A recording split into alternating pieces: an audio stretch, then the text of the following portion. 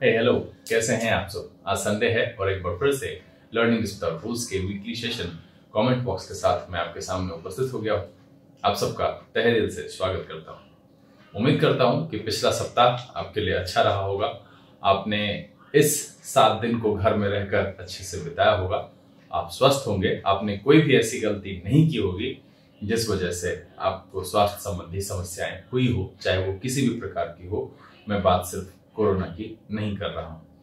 चलिए हम यहाँ पर इस सेशन की शुरुआत करते हैं और आज का कमेंट लेते हैं। आज के सेशन में जो पहला कमेंट है वो शिवम का है कि sir, to stay clear of someone और समथिंग का प्रयोग जिम्मेदारी से भागने के लिए कर सकते हैं। जी नहीं बंधु, यहाँ पर था बचने से, दूर रहने से। तो इसका जो सेंस है वो हमेशा से इस सेंस में आएगा कि किसी भी प्रकार की बाधा है, कोई परेशानी है, कुछ भी ऐसी चीज है जिससे आपको दूर रहना चाहिए, तो उस परिस्थिति में आप टू स्टीयर क्लियर ऑफ का यूज करेंगे। और सिजान से मैं एक बात कहूंगा कि सिजान, मुझे जैसा लगता है कि शायद आप एपिसोड देखते नहीं हैं।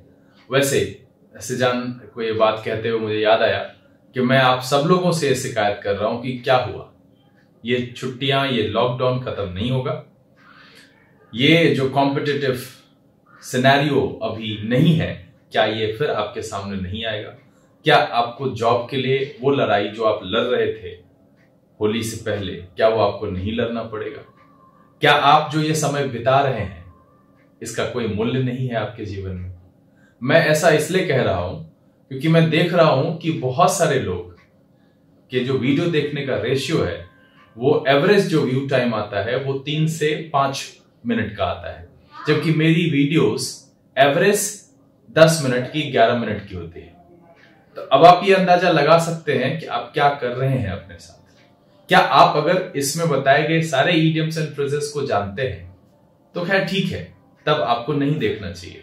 लेकिन अगर आपको नहीं पता है तो आप जरा क्वेश्चन पेपर उल्टा करके देखिए, क्या ये नहीं पूछा जाता है एग्जामिनेशन में? क्या आपको इतना भी समय नहीं देना चाहिए आने वाले अच्छे समय की उम्मीद में? क्योंकि आप जानते हैं कि उम्मीद ही इस जीवन का आधार है, अदरवाइज मरना तो सबको है। सभी को पता है कि आप कितनी भी ख्याति प्राप्त कर ले, आपको यहां से चले जाना है। तो अगर आपने सोच लिया है कि बस जैसे जिंदगी थी वैसे ही रहेगी मेरी और इसमें मुझे कुछ नहीं बदलना है, तो खैर बंधु, मैं इसमें आपको ज्यादा कुछ नहीं कहना चाहूंगा। लेकिन मैं बस आपको यह कहूंगा कि ये आपके लिए एक समय है जहां पर एक कॉमा लगा हुआ है और इस कॉमा में आप बहुत कुछ अच्छा कर सकते हैं अपने लिए, और लौटने पर उस दूरी का इतना ज्यादा दूरगामी प्रभाव हो सकता है आपके लिए कि आप बहुत जल्द जॉब ले लें। कमजोर चीजों को, कमजोर कड़ियों को मजबूत करने का इससे अच्छा समय हो ही नहीं सकता है। खैर, सिजान से मैं इसलिए कह रहा था कि जब कभी भी मैं वीडियो अपलोड करता हूं, वीडियो की ड्यूरेशन 11 मिनट की हो, 15 मिनट की हो, वो 1 से 2 मिनट के अंदर मुझे कमेंट आ जाता है, वंडरफुल सर। सर, आप मुझे शाबाशी ना दें, कंटेंट में गड़बड़ी हो वो मुझे बताइए, लेकिन आप देखिए आपको फायदा होता है तो वो लिखते हैं, तो वो मुझे अच्छा लगता है। जब मैं इस बात को नहीं गौर किया मुझे अच्छा लगता था, बट अब जब मैं ये देखता हूं तो मुझे लगता है कि ये बंदा नहीं देखता है। किसी दिन मैं इस पर टेस्ट भी लगाऊंगा, फिर मैं देखूंगा कितने लोग इसका जवाब देते हैं जब मैं लाइव सेशन लेकर आऊंगा। बहुत जल्द मैं उसके लिए भी विचार कर रहा हूं, देखता हूं। तो सिजान, आपसे बस यही कहूंगा कि आप एपिसोड पूरा देखिए। कहीं से भी चुना गया, प्राप्त किया गया ज्ञान लाइफ में कहीं ना कहीं लाभदायी और फलित जरूर होता है। फिर उसके बाद लिखा है कि sir, what is the meaning of drawing the Drager? अब देखिए, यहां ड्रॉइंग लिखा है, ये ऐसे कोई लहजा नहीं है लिखने का, लेकिन 2 शब्द को अलग लिखें। डैगर मतलब चाकू भाला से होता है और ड्रॉ का मतलब चित्रित करने से होता है, बनाने से होता है। तो आप इसको उस तरीके से ले सकते हैं। बाकी जो आपने लिखा है, एनी डैगर्स ड्रॉन, इसको आप जब कह सकते हैं तो डैगर्स का मतलब होता है वही भाला से, और ड्रॉन जो है DRAWN, इसका मतलब मुरझाया हुआ या मुरझाया हुआ इस सेंस में होता है।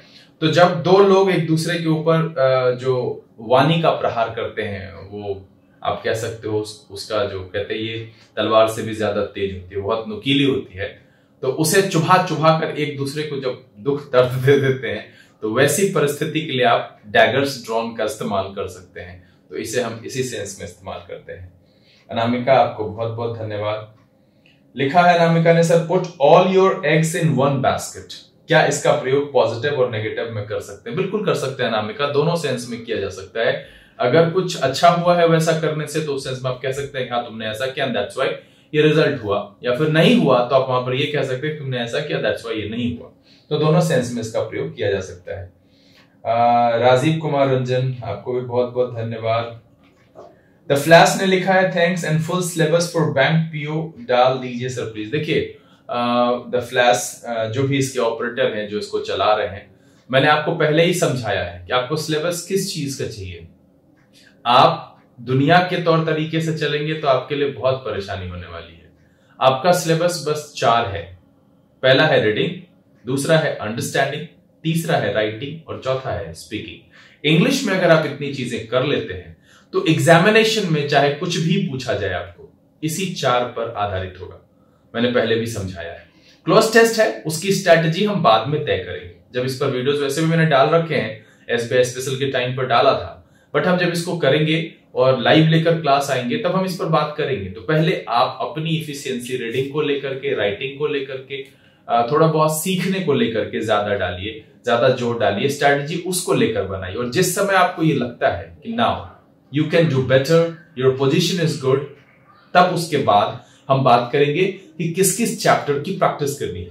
That means you have to practice reading comprehension, cloze test, idioms and phrases, phrasal verbs, तब हम इसकी बात करेंगे। First of all, you have to practice or to try to be an efficient reader, first a good writer, and your understanding level should be good. तो इस पर पहले काम कीजिए। तो आपके लिए अभी सिलेबस सिर्फ 4 है। ऐसे मैं मोटा मोटी बता दूं कि antonym, synonym, cloze test, para fillers, para completion, sentence connector, sentence arrangement, reading comprehension, यही सारे सिलेबस पूछे जाते हैं। तो खैर अभी इसकी उपयोगिता मेरे हिसाब से आपके लिए कुछ भी नहीं है। फिलहाल आप इन 4 चीजों पर ज्यादा जोर दीजिए। जहां जहां कमजोरी है उसको पॉइंट आउट कीजिए और उसे सुधारने की कोशिश कीजिए। फिर शिवम ने लिखा है कि टू गेट द सेक, कभी नहीं भूलेंगे। इसके एग्जाम्पल में मैंने आपका प्रयोग किया था, आपके नाम का। टू गेट द सेक का प्रयोग हम किसी को अपने दिल से निकालने के लिए कर सकते हैं। मुझे लगता है कि ये नहीं करना चाहिए, क्योंकि आपने वहां उन्हें अपॉइंटमेंट नहीं दे रखा है, किसी चीज के लिए ऐसा अपॉइंट नहीं किया कि आप उसको बर्खास्त कर रहे हैं या फिर निकाल रहे हैं। इस सेंस में अच्छा नहीं लगता है ये शब्द वहां पर। फिर आपने लिखा है कि मेक योरसेल्फ एट होम। इसका मतलब होता है कि अपने आप को कंफर्टेबल फील करना। घर जैसा किसी जगह पर आप गए तो कहते हैं मेक योरसेल्फ एट होम। कहने का मतलब है कि अपने आप को घर जैसा समझिए, घर जैसा व्यवहार कीजिए, लीजिए खाइए अपने जैसा, जैसे रहते हैं घर में उस तरीके का। अब यहाँ जो शिवम ने फिर अगला सवाल किया है, चिकन्स आर नॉट चीप।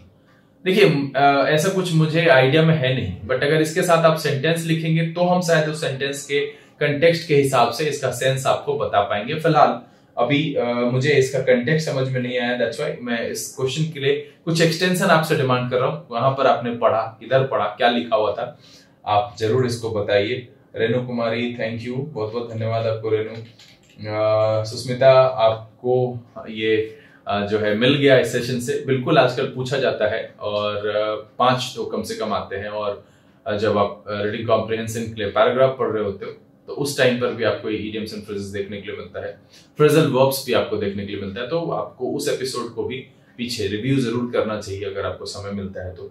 और ऐसे और सारे उपयोगी चैप्टर्स जो आपकी एग्जामिनेशन पॉइंट ऑफ व्यू से इंपॉर्टेंट है, मैं प्रॉमिस करता हूं कि मैं लेकर आता रहूंगा। शिवम ने लिखा है कि सर पॉप्सअप का मतलब क्या होगा।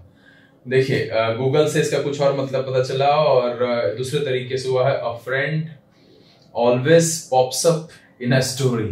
पॉपअप जो होता है वो अचानक से कहीं आ जाना, अवतरित हो जाना। तो यहाँ जो है वो सही है, इसको आप इसी सेंस में इस्तेमाल करेंगे। पॉप्सअप का मतलब वो फ्रेजल वर्ब की तरह इस्तेमाल कर रहे हैं यहाँ पर। तो अ फ्रेंड लिखा हुआ है तो इसलिए वहां पे पॉप्स लगाया है, ऐसे इसका एक्चुअल है पॉपअप। पॉपअप का मतलब होता है, आप देखते होंगे कि जब आप इंटरनेट खोलते हैं तो उसमें बगल से कोई पॉपअप मैसेज आ जाता है, किसी भी साइट का, किसी का प्रमोशन है, किसी की एडवर्टीजमेंट है, तो वो पॉपअप मैसेज कहते हैं उसको। तो उसके लिए कि अचानक से आ जाना, अचानक से सामने आ जाना या अचानक से उपस्थित हो जाना, इस तरीके से इसका इस अर्थ में हम प्रयोग करते हैं। फिर शिवम ने लिखा है कि सर जी, इस वैश्विक महामारी में आपका मंत्र पॉजिटिव एटीट्यूड। देखिए, मैं सीधा सीधा समझता हूं कि सबको ये पता है कि सबको एक दिन मरना है। इस संसार में कोई ऐसा व्यक्ति नहीं है जिसे ये नहीं पता होगा, लेकिन सबसे ज्यादा इग्नोर हम इसी चीज को करके चलते हैं। एंड दैट्स व्हाई कहते हैं लाइफ इज ब्यूटीफुल। तो इसको अगर हम इग्नोर करते हैं तो ही हम ये महसूस कर पाते हैं कि जीवन बहुत सुंदर है, इसके एक्सपीरियंस बहुत अच्छे हैं।